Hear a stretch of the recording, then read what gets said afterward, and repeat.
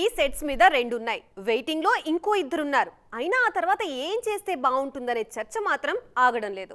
ఆయన్ని ఎలా చూసుకోవాలనుకుంటున్నారో ఎవరికి తగ్గట్టు వారు డిక్లేర్ చేసేస్తున్నారు. ఇంతకీ ఆయన ఎవరో అర్థమైందా?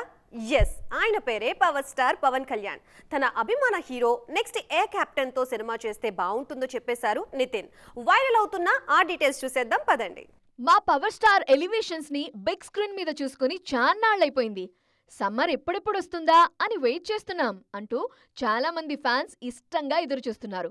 కానీ 6 అడుగుల బుల్లెట్ వీరాభిమాని నితిన్ మాత్రం ఇంకో రేంజ్ క్యాలిక్యులేషన్స్ మొదలు పెట్టేశారు. ఇప్పుడు ఓవైపు పాలన, మరోవైపు సినిమాలు చేయాల్సిన సిచ్యువేషన్లో ఉన్నారు పవర్ స్టార్. అయినా ఆయన ఇంకే సినిమా ఒప్పుకుంటే ఎవరితో చేస్తే బావుంటుంది అనే ప్రశ్న ఎదురైంది నితిన్ కి.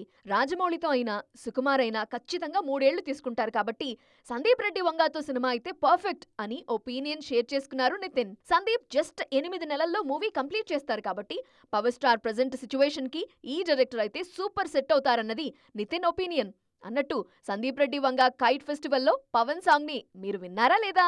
పవన్ కళ్యాణ్ తో సందీప్ మూవీ అనగానే బిజినెస్ సర్కిల్స్ కూడా యాక్టివ్ అవుతాయి. అయితే ఇమ్మీడియట్ గా ఏ సినిమాని యాక్సెప్ట్ చేసే సిచ్యువేషన్ లో లేరు పవర్ స్టార్. ఆయన హరిహర వీరమల్లు ప్రమోషన్లు పూర్తి చేయాలి.